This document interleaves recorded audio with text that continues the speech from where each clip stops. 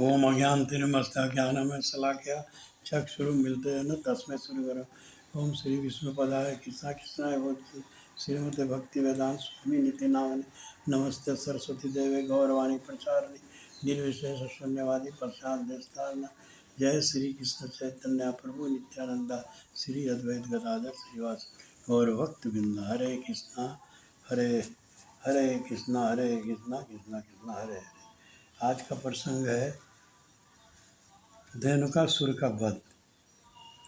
तो धेनुकासुर का वध कृष्ण लीला का एक अंग है जिसमें बलदेव जी ने उसका वध किया।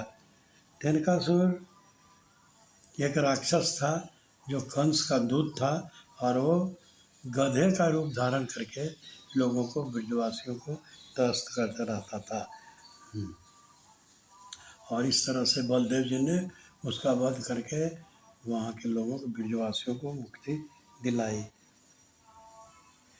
तो यह प्रसंग हमारे आचार्य के अनुसार हमारे आचार्यों के अनुसार यह प्रसंग एक विशेष चीज़ को दर्शाता है, वह है अनर्थ। अनर्थ का तात्पर्य स्वार्थी होना है। जैसे ऐसे स्वभाव काम क्रोध मोह से उत्पन्न होता है और हम इस परिस्थिति में भगवान को याद नहीं करते हैं और उनकी सेवा से विमुख हो जाते हैं। और भगवान श्री से विमुख होने का मतलब है हमारा शुद्धिकरण नहीं हो सकता है।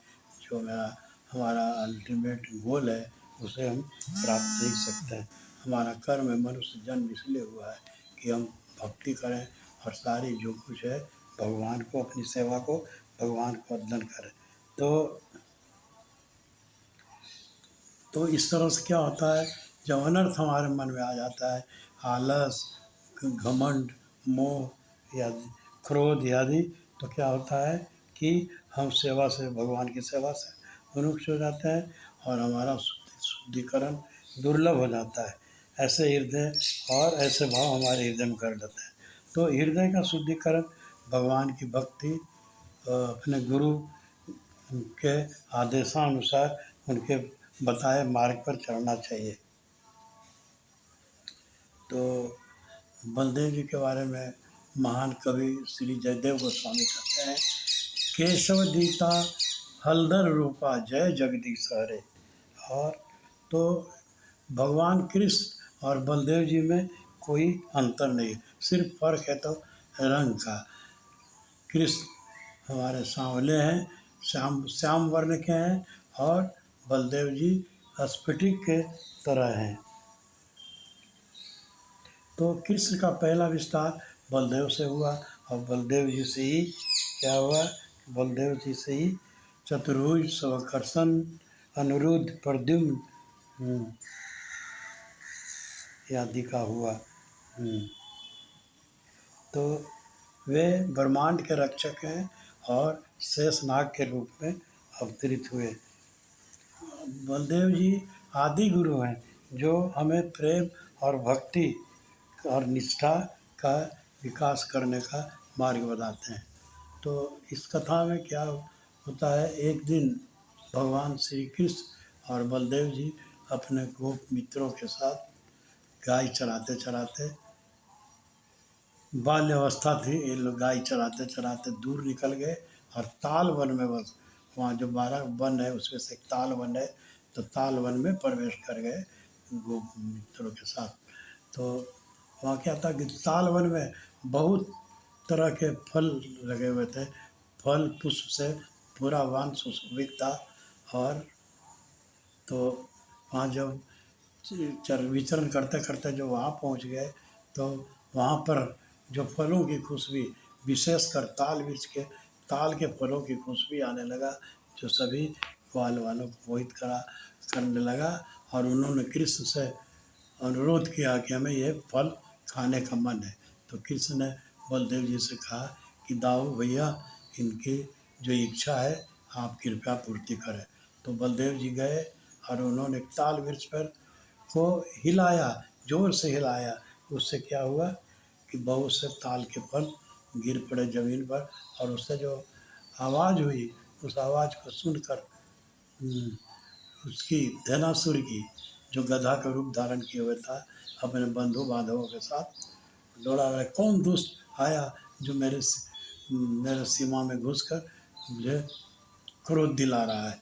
और उसका दूसरा देखा बलदेव जी को, तो उसने क्या किया, उसकी प्रवृत्ति तो गधे जैसी थी, वो गधे पिछले पैर से आघात करते हैं, तो उन्होंने उसने क्या किया कि दोनों पैर से अपने पिछले दोनों पैर से बलराम जी के छाती पर प्रहार किया। तो बलराम जी को क्या होने वाला था, तो जब उसने देखा कि बलराम जी को कुछ नहीं हुआ तो और क्रोध से आग बबूला होकर वो दूर गया और दौड़ कर आया और फिर पिछले पैरों से बलराम जी पर प्रहार करना चाहा।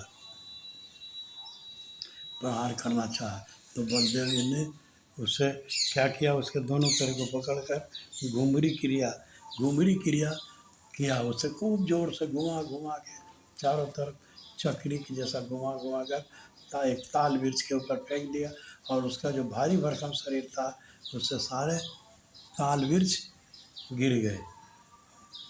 और इस तरह से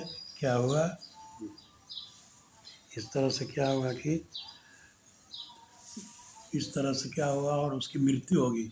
इस तरह से बलदेव जी ने ब्रजवासियों को उस क्रूर निश्चर से मुक्ति दिलाई।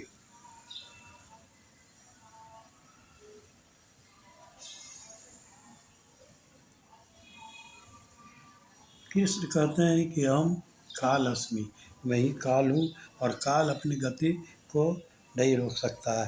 तो जो भक्ति नहीं करेगा, कृष्ण कहते हैं कि मेरा अवतरण परितारण साधु नाम विनाशाय दुष्कृता।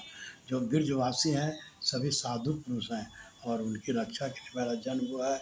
और जो अहंकारी हैं, जो धेनुकासुर जैसे जो कंस के अनुयायी हैं और इनके वध करने के लिए आए।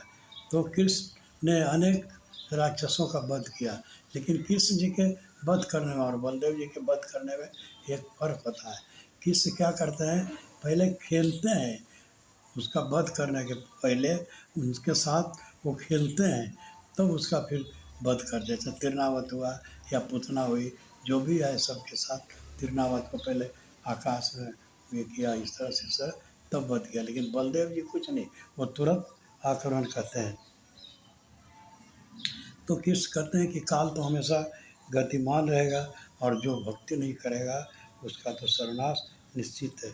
तो धेनुकासुर क्या करता था, न खुद खाता था न किसी और को खाने देता था, पूरा स्वार्थ भरा हुआ था, अनार्थ की भावना थी उसमें।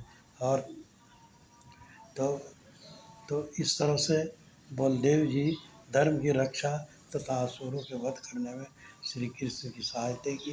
वे ब्रह्मांड के आधार हैं और शेषनाग के अवतार हैं, जिस पर श्री विष्णु विश्राम करते हैं। हरे